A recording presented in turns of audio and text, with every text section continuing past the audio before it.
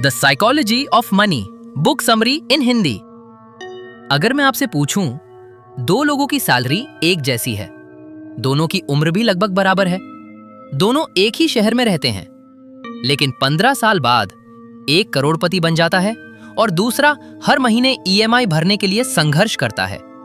ऐसा क्यों? क्या पहले इंसान को कोई सीक्रेट इन्वेस्टमेंट पता था? क्या उसकी सैलरी ज्यादा थी?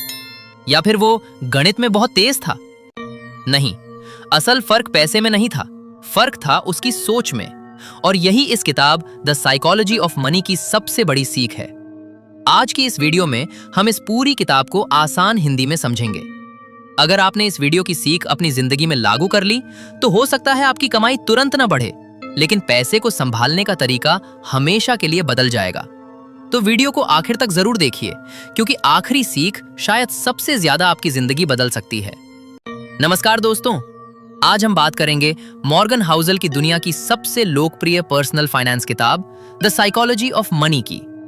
यह किताब आपको अमीर बनने का कोई जादुई फार्मूला नहीं देती, ये आपको शेयर मार्केट के सीक्रेट नहीं बताती और ना ही रातों रात करोड़पति बनने का सपना बेचती है, बल्कि ये बताती है कि पैसा कमाना जितना जरूरी है उससे कहीं ज्यादा जरूरी है पैसों के बारे में सही सोचना।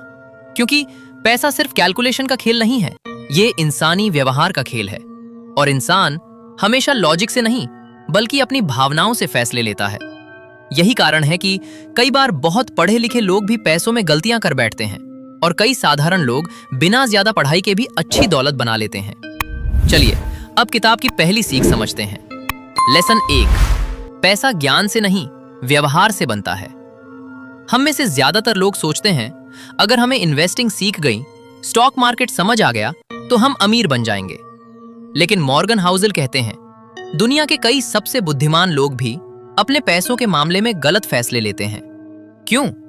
क्योंकि नॉलेज और बिहेवियर दो अलग चीजें हैं। मान लीजिए आप जानते हैं कि रोज एक्सरसाइज करनी चाहिए, लेकिन क्या हर इंसान रोज करता है? नहीं। ठीक वैसे ही हर कोई जानता है कि बचत करनी चाहिए, फिर भी लोग सैलरी आते ही शॉपिंग शुरू कर देते हैं। समस्या जानकारी की नहीं, आदतों की है। और यही वजह है कि पर्सनल फाइनेंस असल में पर्सनल बिहेवियर है। एक छोटी कहानी। दो दोस्त थे, तुम और मैं। दोनों की सैलरी थी 50,000 रुपए।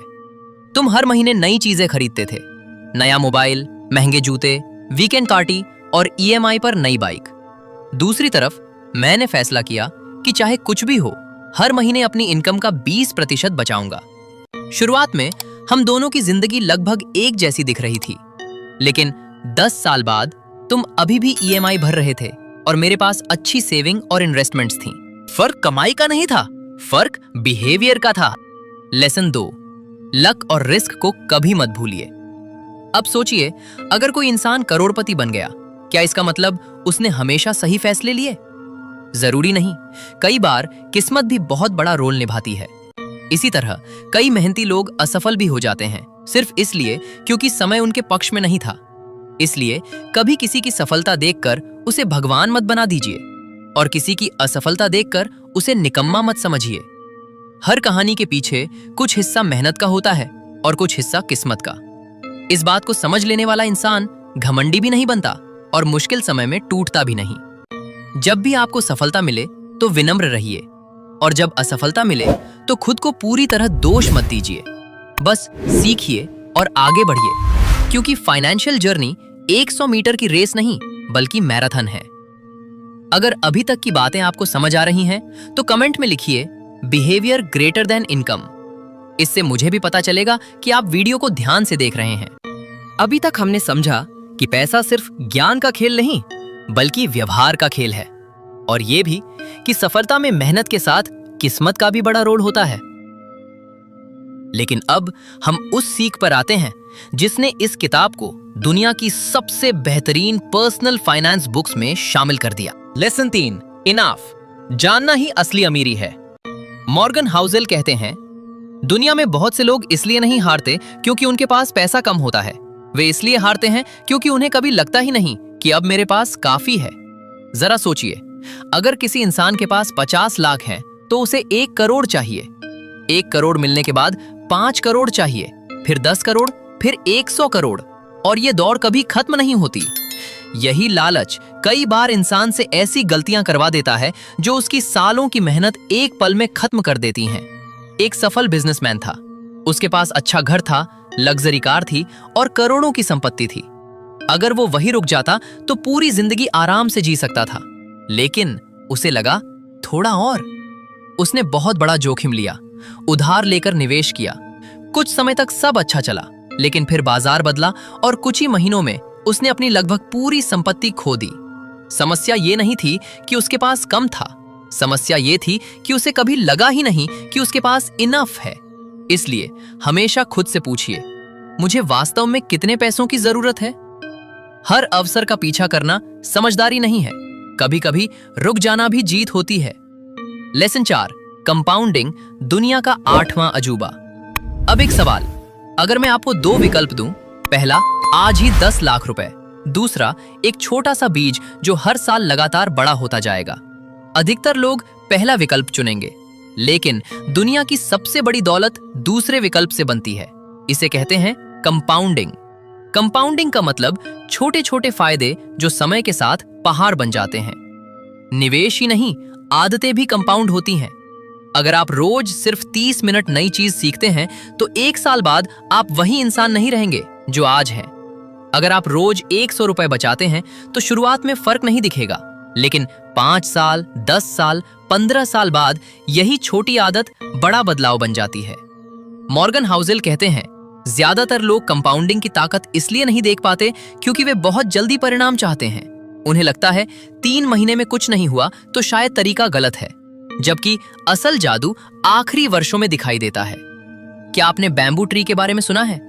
जब इसे लगाया जाता है तो कई साल तक जमीन के ऊपर लगभग कुछ भी दिखाई नहीं देता, लेकिन अंदर उसकी जड़ें फैल रही होती हैं।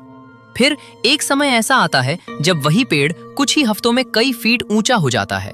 सफलता भी बिल्कुल ऐसी ही होती है। पहले मेहनत दिखती नहीं, फिर एक दिन सबको लगता है कि ये इंसान अचानक सफल हो गया, लेकिन वो अचानक नहीं था, वो सालों की कंपाउंडिंग थी। लेसन 5, सेविंग आपको अमीर बनाती है। अक्सर लोग सोचते हैं जब मेरी इनकम बढ़ेगी तब सेविंग शुरू करूंगा, लेकिन सच इसका उल्टा है। जो लोग सेविंग की आदत पहले बना लेते हैं वे इनकम बढ़ने पर और तेजी से वेल्थ बनाते हैं। सेविंग का मतलब खुद को परेशान करना नहीं है। सेविंग का मतलब है अपने भविष्य वाले वर्जन को आज से मजबूत बनाना। जिंदगी हमेशा हमारी प्लानिंग के हिसाब से नहीं चलती। कभी नौकरी चली जाती है, कभी बिजनेस धीमा हो जाता है, कभी अचानक मेडिकल खर्च आ जाता है। अगर आपके पास सेविंग नहीं है तो एक छोटी सी समस्या भी बहुत बड़ी परेशानी बन सकती है, लेकिन अगर आपके पास इमरजेंसी फंड है तो वही मुश्किल सिर्फ एक चुनौती बनकर रह जाती है। सेविंग आपको सिर्फ पैसा नहीं देती, ये आपको मानसिक शांति भी देती है। इस भाग की सबसे बड़ी सीख, याद रखिए, धन बनाने की शुरुआत बड़ी कमाई से नहीं बल्कि सही आदतों से होती है। जिस दिन आपने इनफ समझ लिया, कंपाउंडिंग पर भरोसा करना सीख लिया और नियमित सेविंग शुरू कर दी, उसी दिन आप फाइनेंशियल फ्रीडम की तरफ चल पड़े। अगर अभी तक की सीख आपको पसंद आई है तो वीडियो को लाइक जरूर करें। इससे YouTube इस वीडियो को उन लोगों तक भी पहुंचाएगा जो पैसों के बारे में सही सोच सीखना चाहते हैं। अभी तक हमने सीखा कि सही बिहेवियर, इनफ की सोच, कंपाउंडिंग और सेविंग कैसे हमारी फाइनेंशियल लाइफ बदल सकते हैं। लेकिन अब हम इस किताब की सबसे गहरी सीखों पर आते हैं।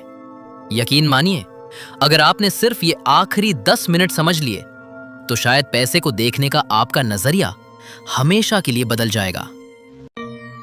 लेसन 6, रिच और वेल्थ में बहुत बड़ा फर्क है। मॉर्गन हाउसेल कहते हैं, रिच दिखता है लेकिन वेल्थ दिखाई नहीं देती। इस बात को समझने के लिए अपने आसपास देखिए। किसी के पास नई लग्जरी कार है, महंगा मोबाइल है, ब्रांडेड कपड़े हैं। लोग तुरंत बोलते हैं, यार कितना अमीर आदमी है। लेकिन क्या सच में? जरूरी नहीं। हो सकता है वो सब EMI पर खरीदा गया हो सकता है उसके बैंक अकाउंट में बहुत कम पैसे हों। दूसरी तरफ एक ऐसा इंसान भी हो सकता है जो साधारण कपड़े पहनता है, पुरानी कार चलाता है, लेकिन उसके इन्वेस्टमेंट्स, सेविंग्स और एसेट्स उसे फाइनेंशियल फ्रीडम की तरफ ले जा रहे हों। यही वेल्थ है। वेल्थ वो पैसा है जो आपने अभी तक खर्च नहीं किया। आज सोशल मीडिया पर हर कोई अपनी सबसे अच्छी तस्वीर दिखाता है, महंगी कार, विदेश यात्रा, लग्जरी होटल, लेकिन कोई अपनी ईएमआई नहीं दिखाता, कोई अपना क्रेडिट कार्ड बिल नहीं दिखाता। इसलिए अपनी जिंदगी की तुलना दूसरों की हाईलाइट रील से कभी मत कीजिए। लेसन 7, पैसे का सबसे बड़ा उद्देश्य क्या है? अगर मैं आपसे पूछूं, आप ज्यादा पैसा क्यों कमाना चाहते हैं? शायद आपका जवाब होगा अच्छा घर, अच्छी कार, अच्छी लाइफस्टाइल। लेकिन मॉर्गन हाउसल कहते हैं, पैसे का सबसे बड़ा उद्देश्य महंगी चीजें खरीदना नहीं है, बल्कि अपने समय पर अपना अधिकार पाना है। जब आपके पास फाइनेंशियल फ्रीडम होती है, तो आप सिर्फ पैसों के लिए हर फैसला लेने को मजबूर नहीं होते। आप वो काम चुन सकते हैं जो आपको पसंद हो। आप अपने परिवार के साथ समय बिता सकते हैं। आप ना कह सकते हैं उन चीजों को जो आपकी शांति छीनती हैं। यही असली अमीरी है। लेसन 8, लॉन्ग टर्म हमेशा जीतता है। आज की दुनिया इंस्टेंट रिजल्ट्स चाहती है। आज वीडियो डाली, आज वायरल चाहिए। आज बिजनेस शुरू किया, आज प्रॉफिट चाहिए। आज इन्वेस्टमेंट किया, कल रिटर्न चाहिए। लेकिन वेल्थ स्पीड से नहीं, टाइम से बनती है। अगर आप बार बार अपना प्लान बदलेंगे तो कंपाउंडिंग कभी काम ही नहीं करेगी। धैर्य हर सफल इन्वेस्टर की सबसे बड़ी ताकत होती है। किताब की 7 सबसे बड़ी सीख। अगर पूरी किताब को सिर्फ 7 पॉइंट्स में समझना हो तो वे ये हैं। पहली सीख, पैसा ज्ञान से नहीं, व्यवहार से बनता है। दूसरी सीख, लक और रिस्क दोनों को कभी मत भूलिए। तीसरी सीख, इनाफ जानिए, लालच की कोई मंजिल नहीं होती।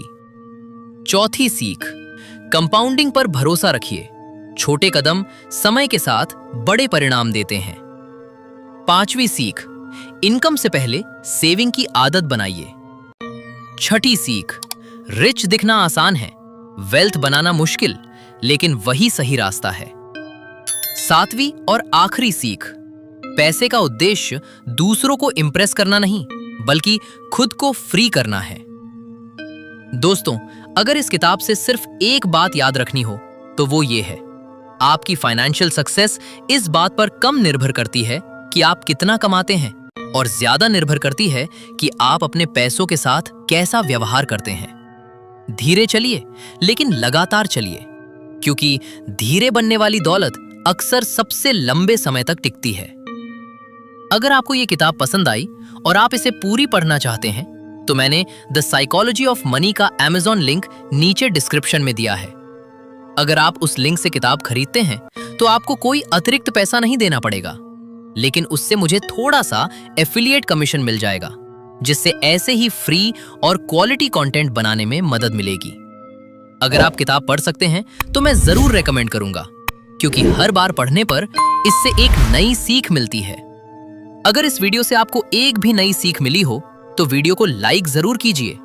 इसे अपने उन दोस्तों और परिवार वालों के साथ शेयर कीजिए जो पैसे तो कमाते हैं लेकिन उसे सही तरीके से संभालना सीखना चाहते हैं।